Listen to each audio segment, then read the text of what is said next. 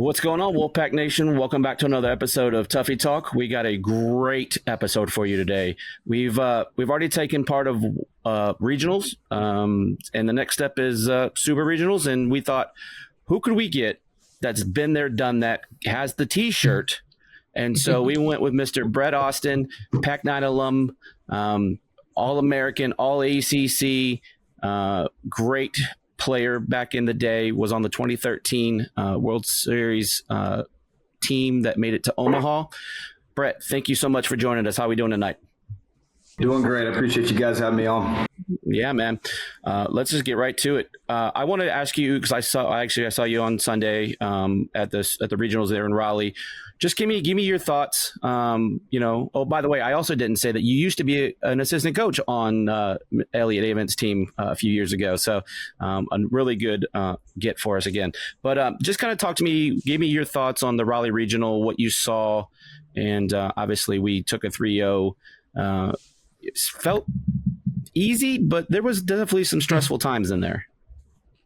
I agree. I'll preface this by saying no regional is really ever easy. JMU, they were pretty scrappy, and I think they were kind of plagued with some injuries. I talked to one of their coaches that actually played with at I think he went to Carolina, and I think they lost their Friday guy, and obviously South Carolina is a phenomenal program, but no, I thought the boys played well. They fired on all cylinders. I think with Mac and Pennington, I like to call them the Bash Brothers. You got those two guys in the middle of your lineup. I think you're doing all right, and then you got Cozart and you got the young guys in the bullpen. Started pitching as well. I think they played extremely well, and what they're doing right now that I haven't seen in a while is that they're playing with a lot of confidence. It's like they actually believe in their ability, and I think they got rolling when I called it the gauntlet when they had Florida State, Virginia, and then Wake Forest. And to be honest, I didn't feel too good with those series, but we're looking up now, and the boys came ready to play and put themselves in a good spot. Yeah, you say that, and listen to Coach Avent's press conferences. He basically was saying it was tournament time in those series that you just referenced, and to your point, they got in that right mindset. I kind of want to talk about the pitching a little bit. I thought that the starters did wonderful. Sam did a great job against Brian on Friday, and then Dom went out and did his thing Saturday against a good SEC opponent in South Carolina. And then you had Witt come back on Sunday, and I want to say that was probably his best, if not one of his top 2 or 3 appearances all year. I thought he could have even gone longer.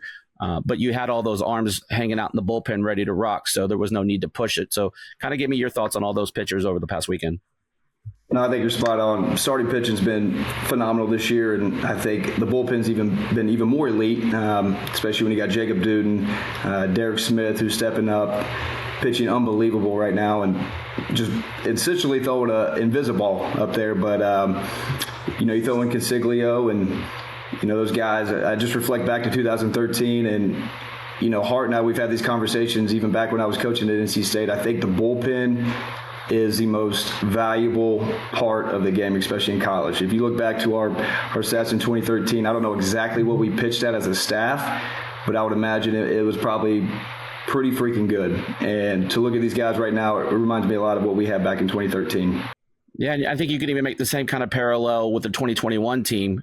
When it was, if you got to the 5th or 6th inning, everyone, you knew who was coming in. It was like, okay, if you get to the 6th, either tied or a lead, you can go ahead and cancel Christmas. It was going to be a W for the Pack. You kind of mentioned some of the similarities, and I know you can't compare 2013 to 2024, but is there anything that you kind of see, whether it's, a particular player or a position group or anything that you can kind of, pull from?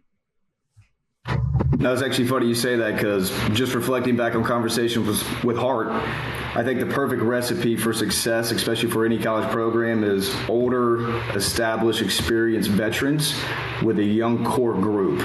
And I think that's exactly what we had in 2013, and I think that's exactly what they have this year. I mean, if you think about the core freshmen with Consiglio, Duden, Luke Nixon, you got Alex Sosa, and probably not forgetting or not remembering all the names, but if you combine that with the veteran group such as Logan Whitaker, who's been there, he's done that. You got Sam Highfill, even Dom Fritton. You throw all these guys in there, and I think with the leadership and the culture and what Coach Saban's been trying to build and what he has built over his tenure here at NC State, I think that's a perfect combination of what's happening again, and that's why they're having success. Yeah. Macon or Michael, you got anything? Yeah, I'm just thinking back to, you mentioned the 2013 regional. I'm just curious, Brett, what your memories are of that regional, what stands out to you from that experience? Because I'm just nostalgia, I guess. I have a feeling that 17-inning ball game is going to come out of your mouth here any second.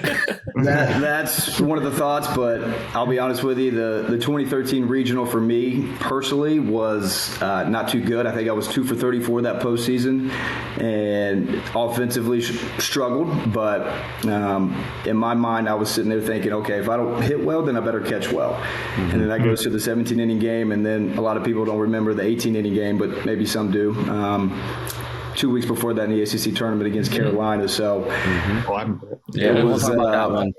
It was a marathon, I'll tell you that. Yeah. But, like I said before, with the older guys and their experience and their leadership qualities, as well as having Trey Turner and Carlos Rodon, who are now worth a combined $500 million, I think it was a good team and a good mix, and we were young and we were hungry and we believed in ourselves. And, on paper, if you go around the starting 9 on paper, and I hope nobody takes this the wrong way, but we were not great.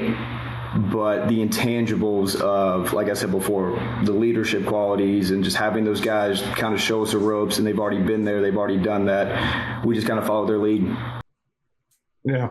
And I guess to kind of go on that, maybe I'm kind of reharping on this question again, but you said the intangibles. Is that really the difference between what you see like in the teams that can make it further and deep in the runs? Is it that, the seniority leading the young core you mentioned, or is it more than that, or is it just kind of, I'm curious what makes the teams that advance, is some of it luck involved? I'm sure some of it is a little bit, but I imagine there's things about each of these squads in 2013, 2021, and now that maybe are unique. I'm just kind of curious, is it more of it's that? No, I think you're right. I think it's a culmination of things. I think, like I said, obviously talent, and then the experience, and then momentum.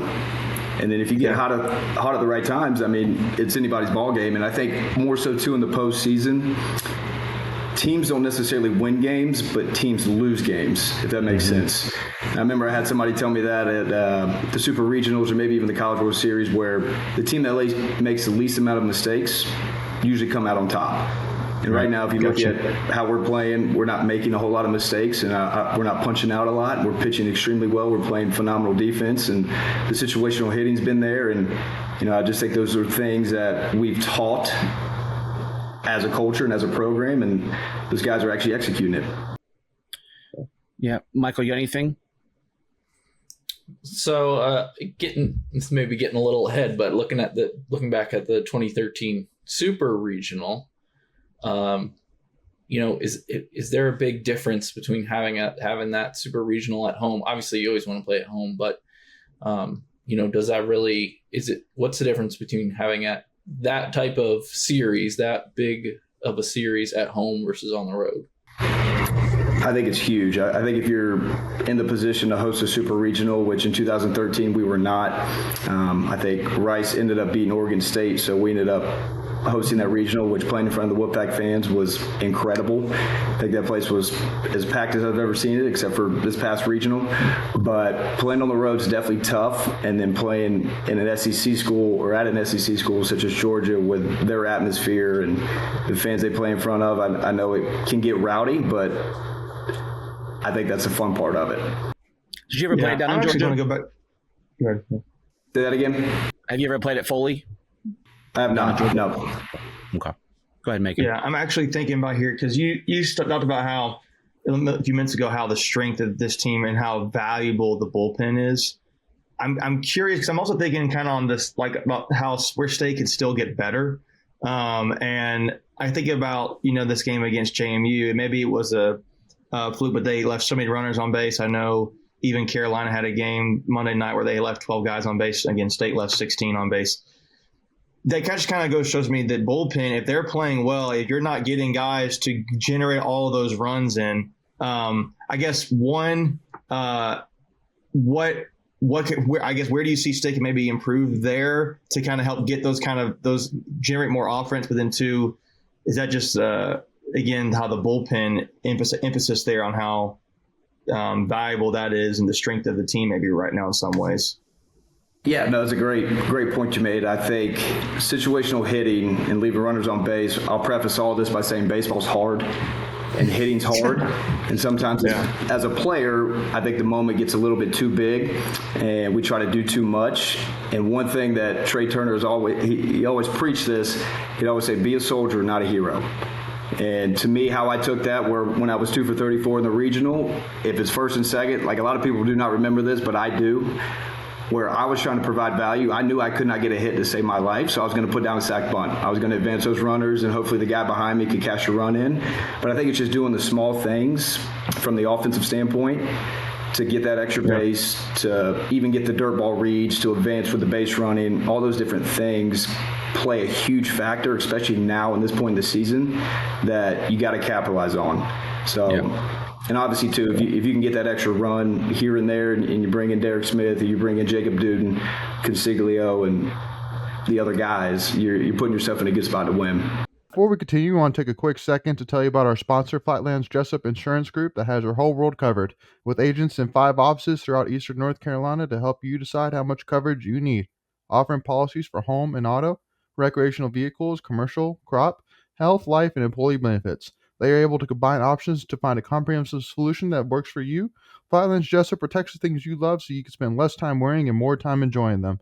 Find them on Facebook and Instagram at Flatlands Jessup. You can also visit their webpage at www.flatlandsjessup.com. So please make sure to go and check them out. Yeah, everything you just mentioned, right? I could pick out a moment just for something you just mentioned, whether it was a Havner bunt in the game over the weekend, whether it was a Souls sacrifice, whether it was a Souls home run to give you that insurance run.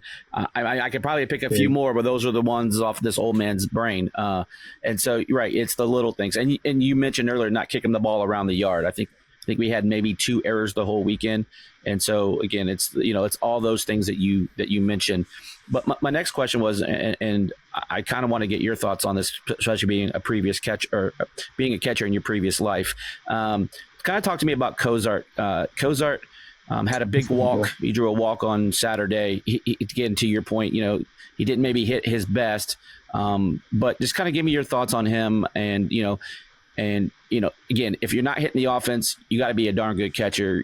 Play good defense. He does that with the framing, blocking balls. Obviously, he probably doesn't call anything or very little, but kind of just talk to me through him and the importance of him, especially this weekend.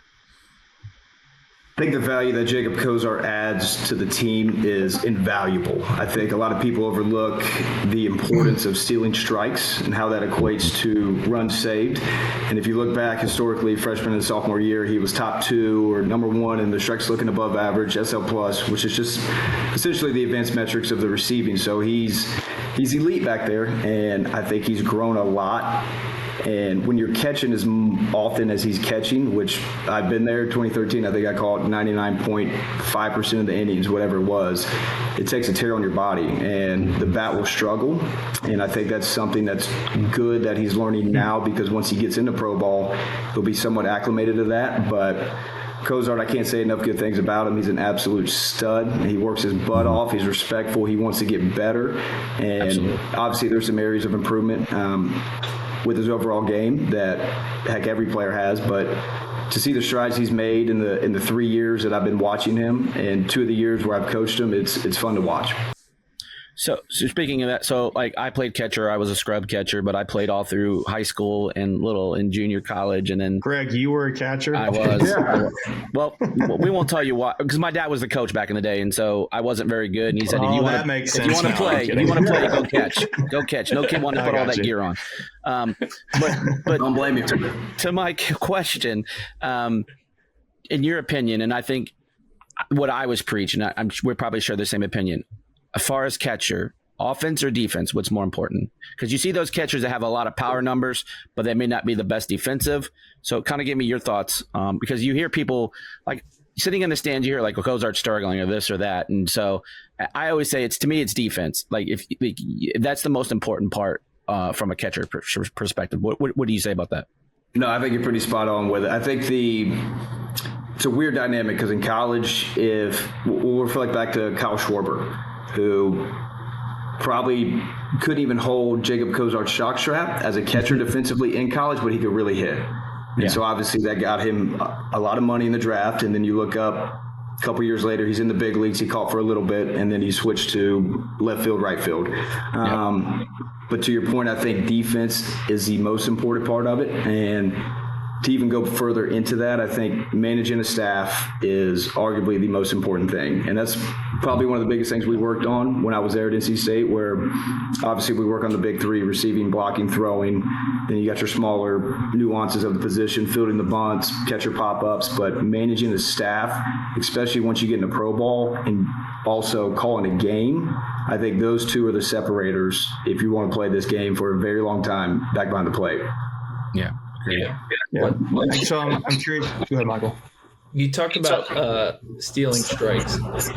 What makes a catcher so good at that? Is it the glove movement, the body positioning? Is it you schmoozing up the ump, or schmoozing up the ump? I like that one. It's part of it.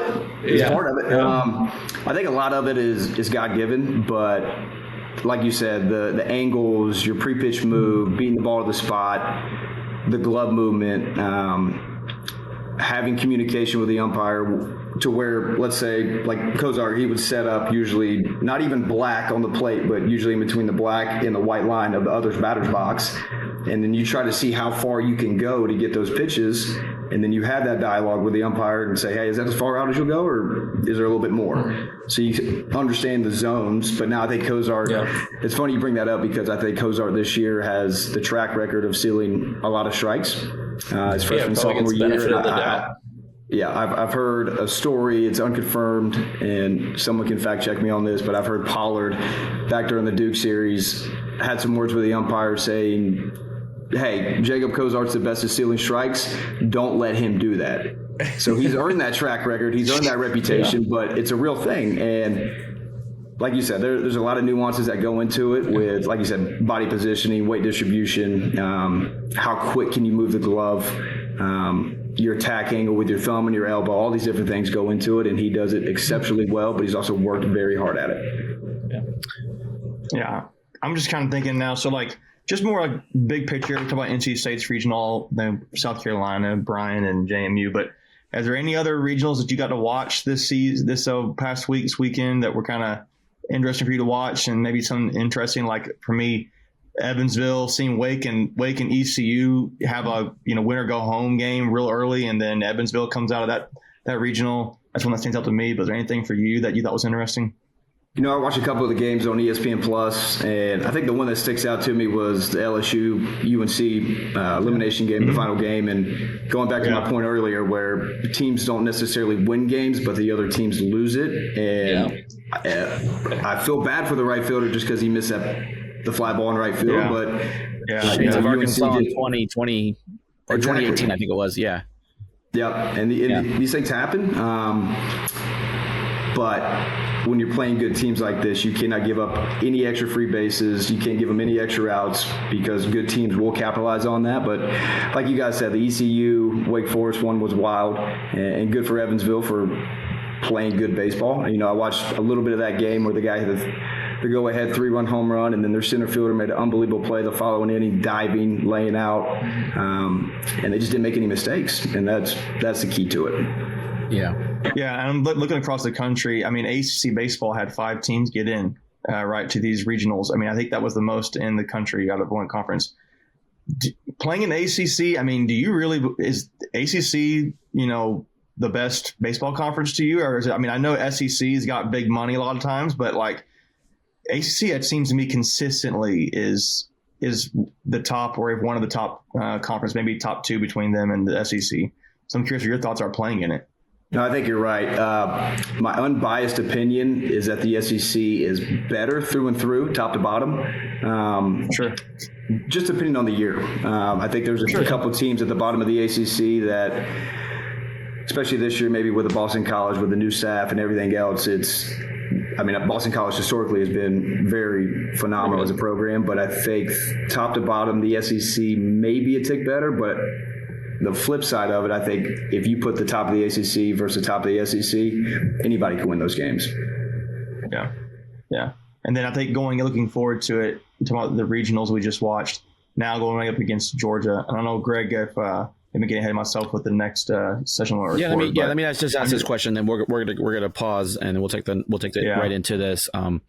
So between all those freshman arms that we have, and I know you were on staff and you've got to know a little bit about them, whether it was help recruiting them. You have Ryan Marone, Jacob Duden, Cooper Consiglio. I feel like I'm missing one more. I'm missing another of the freshman pitchers. Jackson Lucas. Jackson Lucas. Yeah. Thank you. Andrews. Yeah, Heath Andrews. So just kind of talk to me the importance of them kind of, and they are playing a lot of those guys key roles in this. Just kind of their maturity from the freshman, from the beginning of the season to now. What have you seen in them to allow them to be such a pivotal piece of this team? I think that's a good point. I think if you look back earlier in the season, the pitching struggled a little bit, and for some of these younger guys getting acclimated to the college baseball game coming out of high school, it's a drastic difference, and a lot of people don't understand that. But the adversity and maybe the failure that they faced early in the year has set them up to, one, endure that. So if it ever happens again, they can bounce back a lot quicker. And I think that's exactly what they've done over the course of this season is they figured out what might have worked, what may not work, what worked in high school may not work here. So, it's a pretty complex situation with that, but just to see these guys coming out and how poised they look with Consiglio.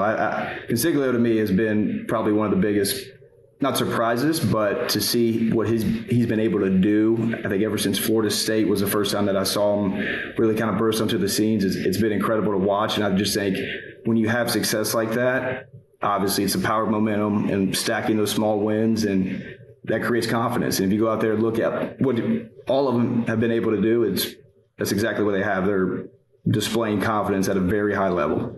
Yeah, I think for me, for Coop, it was the Clemson game where he kind of just, he shut it down, and and then Florida State was the following weekend, and it's been impressive. These guys have embraced their roles. They've come in and they. I think the one thing for me is they have short-term memory. If they give up a long ball, they'll come right back in. I remember Jacob Duden against UVA gave up a long ball, and I think he came back and struck the next two out. Like, it didn't even phase them. So they have that fortitude and that mentality that they're just going to go out and get it done. So I think that's going to be the biggest matchup for me. But speaking of the matchup, I think we're going to pause here, end episode 1.